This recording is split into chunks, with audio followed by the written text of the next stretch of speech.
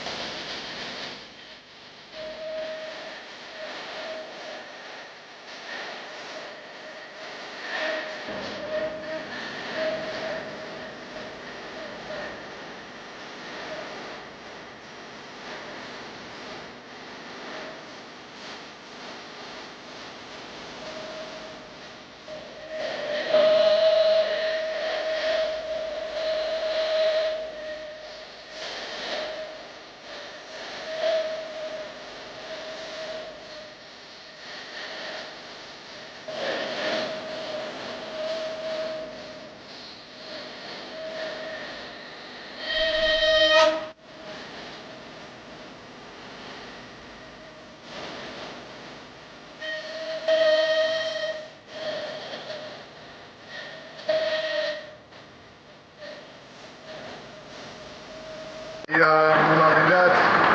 مناضلي الحزب في ولاية عنابة.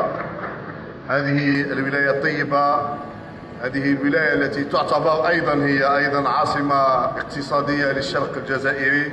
هذه الولاية التي تعتبر أيضا جوهرة من جواهر حوض البحر الأبيض المتوسط. فتحية خالصة منكم أنتم مناضلي الحزب هنا في دار الثقافة محمد بوضياف إلى كل ساكنة عنابة، إلى كل المواطنين والمواطنات هنا في عنابة.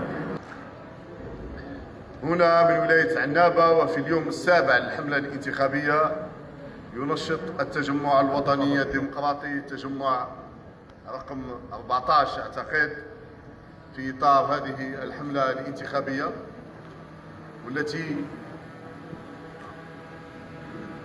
تدخل ضمن تشريعيات 2 جويلية القادم. وإحنا اليوم في عنابة إخواني أخواتي لتنشيط هذه الحملة الانتخابية وللترويج المترشحين تاعنا في هذه القائمة الطيبة التي وصلتنا أصداء جميلة عنها، عن تركيبتها وعن انسجام أعضائها والمترشحين فيها مع تطلعات شعب عنابة. إن شاء الله بالتوفيق لهذه القائمة، وكل الأصداء وكل المعطيات تقول أن هذه القائمة ستحدث المفاجأة هنا في ولاية عنابة بمرشحين لهم من الهدوء ما يعجب، لهم من القوة ما يبهر، ولهم من النظافة والنزاهة ما يستحسن. فتحية لكل المترشحين تاعنا واللي راح نشوفوهم بعد قليل. هؤلاء المترشحين سندفع بهم وسندفع عن الناجحين منهم للدفاع عن تطلعات ولاية عنابة. هذه الولاية التي يتجاوز عدد سكانها 800 ألف نسمة، والتوسع العمراني الكبير خاصة عبر الأحياء الجديدة بغرب الولاية، بداية من حي بوغنطاس، حي الشابية المعروف بالطيسية، حي القنطرة، المدينة الجديدة درع الريش، الكاليتوسة. هذه التجمعات السكانية الجديدة تفرض الحاجة الشديدة والملحة إلى توفير وسائل نقل جماعية ذات قدرة استيعابية كبيرة. ونحن هنا نفتح قوسين ونقول أنه الهدف الأساسي لنوابنا القادمين إن شاء الله أنه سيرافعون على إعادة بعث مشروع الترامواي تاع عنابة.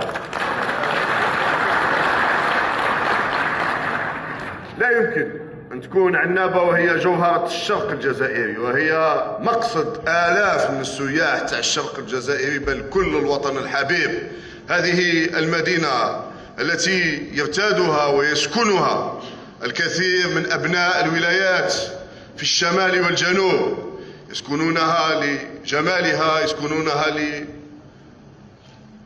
للتاريخ تاعها، يسكنونها لطيبة أبنائها. هذه الولاية اليوم لازم ندعموها بالبنية التحتية اللازمة.